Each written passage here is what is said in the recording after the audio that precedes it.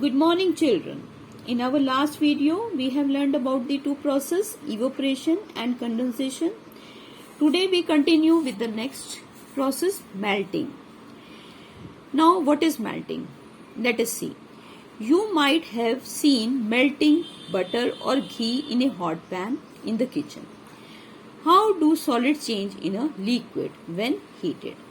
जैसे कि हम सब लोगों ने देखा होगा कि कई बार जब हम फ्राई पैन में घी डालते हैं या बटर डालते हैं, अब बटर जो था वो सॉलिड फॉर्म में था और उसे हीट करते ही वो मेल्ट होने लगता है और मेल्ट होकर वो लिक्विड फॉर्म में चेंज हो जाता है। तो वो ऐसा क्यों होता है? Let's see. When heated the molecules of the solid starts moving away from each other, the intermolecular force of attraction between them reduces and the solid changes to liquid. वो इसलिए होता है कि जब हम गर्म करते हैं किसी सॉलिड को, जैसे कि बटर को, तो उसके अंदर के जो मॉलिक्यूल्स हैं वो मूव करना स्टार्ट कर देते हैं और मूव करने से उनके बीच की जो मॉलिक्यूलर स्पेस है वो बढ़ जाती है और इंटरमॉलिक्यूलर फोर्स ऑफ अट्रैक्शन कम होने लगती है। इस वजह से वो लिक्विड फॉर्म में चेंज हो जाते हैं और फ्लो करने लगते हैं। This process is called melting. You might have seen ice melting when taken out from a refrigerator. तो जो प्रोसेस है जिसके थ्रू एक सॉलिड हीट करने से लिक्विड में चेंज हो जाता है, उस प्रोसेस को मेल्टिंग कहते हैं। और आप सबने देखा होगा कि हम जब आइस फ्रिज में से निकालते हैं और बाहर निकालने के बाद फ्रिज से वो वाटर में चेंज होने लगता है, क्योंकि गर्म अंदर फ्रिज में ठंडा था तो वो कूल होने की वजह से वो आइस फॉर्म में था, और जब हम रेफ्रिजरेटर से बाहर निकाल लेते हैं तो बाहर निकालने के बाद वो टेम्परेचर ज्यादा हो गया, हीटिंग हो रही है, और हीटिंग होने से वो आइस जो सॉलिड फॉर्म में था वो वाटर फॉर्म यानी कि लिक्विड में चेंज होने लगता है। तो उस प्रोसेस को क्या कहते हैं? Melting. Now next one is freezing. When water cools the molecular movement and the energy reduces.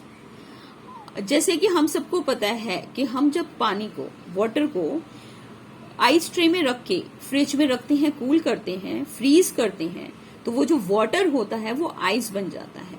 क्यों? क्योंकि उनके बीच की जो मॉलिक्यूलर मूवमेंट है वो कम हो जाती है। क्योंकि वाटर को जब हमने कूल करना शुरू किया तो जो वाटर के मॉलिक्यूल्स दूर दूर थे उनकी मूवमेंट बंद हो गई और वो पास में आ गए। अब जो उनकी मॉलिक्यूलर स्पेस थी वो कम हो गई और इस वजह से उनके बीच की जो इंटरमॉलिक्यूलर अट्रैक्शन थी, जो फोर्स ऑफ अट्रैक्शन थी, वो ज्यादा हो गई। इससे उनकी जो मूवमेंट कम होने की वजह से वो सॉलिड फॉर्म में कन्वर्ट हो गए और सॉलिड फॉर्म यानी कि आइस फॉर्म में चेंज हो गए। As they come closer, the intermolecular force of attraction between them packs molecules tightly. और जो उनका मॉलिक्यूलर अरेंजमेंट था वो टाइटली पैक हो गया, मतलब मॉलिक्यूल्स इतने पास पास आ गए कि उनकी मूवमेंट बंद हो गई और उनके बीच की फोर्स ऑफ अट्रैक्शन बहुत ज्यादा बढ़ गई। Thus water changes into solid gas. इसी वजह से जो वाटर है वो आइस में चेंज हो जाता है। तो वो प्रोसेस जिसके थ्रू एक लिक्विड सॉलिड में चेंज होता है ठंडा करने पर, उस प्रोसेस को कहते हैं freezing. So I think children you understand all these 4 processes of how the matter changes its states. Okay, now next we move on to the expansion and the contraction of matter. We have seen the molecular movement in matter increases on heating. हमने देखा कि जब हम किसी भी matter को गर्म करते हैं तो उसकी मॉलिक्यूलर मूवमेंट बढ़ जाती है, क्योंकि मॉलिक्यूल्स दूर दूर जाने लगते हैं। The heated molecules need more space to move. तो इस जो मॉलिक्यूल्स जब हीट करने पे मूव करने लगते हैं तो उन्हें स्पेस ज्यादा चाहिए होती है मूव करने के लिए। Thus the size of matter increase. तो वो जो मैटर है या जो वो ऑब्जेक्ट है या मटेरियल है उसका साइज बढ़ने लग जाता है। This increase in size of matter on heating is called expansion. तो हम किसी भी चीज को जब गर्म करते हैं और उनकी मॉलिक्यूलर मूवमेंट बढ़ जाती है तो मॉलिक्यूलर मूवमेंट के लिए स्पेस की जरूरत होती है, ज्यादा स्पेस की। तभी आप देखेंगे कि जब आप कभी प्लास्टिक को हीट करते हैं तो हीट करने से उसके अंदर एक्सपेंशन होने लगती है। एक्सपेंशन मतलब वो फैलने लगता है। वो फैलता इसलिए है क्योंकि जो उसके अंदर के मॉलिक्यूल्स होते हैं उनको मूवमेंट स्टार्ट हो जाती है, और मूवमेंट स्टार्ट होने के लिए उनको ज्यादा स्पेस की जरूरत होती है। तो जब ज्यादा स्पेस हो जाती है तो वो एक्सपैंड कर जाते हैं। तो इस प्रोसेस को बोलते हैं expansion. You have noticed that sometimes the lid of a bottle gets jammed and too tight to open. कई बार आपने नोटिस किया होगा कि कई बॉटल की जो लिड होते हैं, जो ढक्कन होते हैं, वो जाम हो जाते हैं और उनको खोलना मुश्किल हो जाता है। If we heat up the lid, it opens easily. तो अगर हम उन्हें गर्म करते हैं तो वो जल्दी से खुल जाते हैं। This is because on heating the lid expand and open up easily. ये इसलिए होता है कि गर्म करने से वो जो लिड होता है, ढक्कन, वो एक्सपैंड कर जाता है, फैल जाता है और जल्दी से खुल जाता है। So children, I think you understand what is expansion. Now let us learn about contraction. When matter is cooled, the molecular movement decreases and they come close to each other.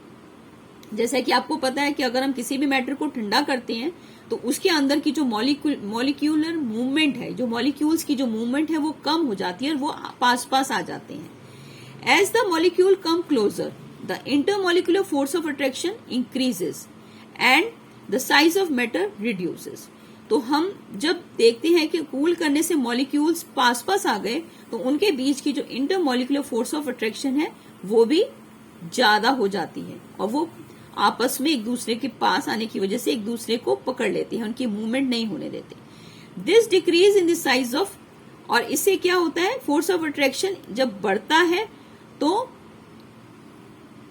Size of matter reduce करता है। तो जो उसका matter का जो size था, क्योंकि अब सारे मॉलिक्यूल्स पास पास आ गए और मूवमेंट हो नहीं रही है और मॉलिक्यूलर अट्रैक्शन फोर्सेस बढ़ गई हैं, तो उससे उस मैटर का साइज रिड्यूस कर जाता है, मतलब वो कम हो जाता है।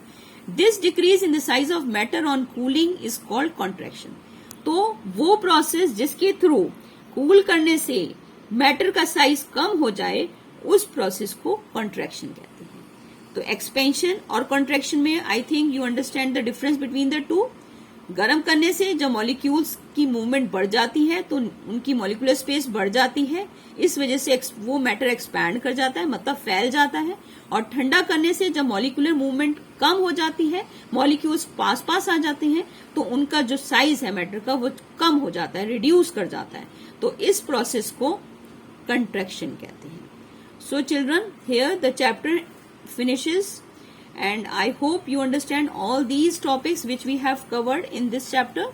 So that's it for today in this chapter. We will continue in the next video with our back exercise question. So thank you children.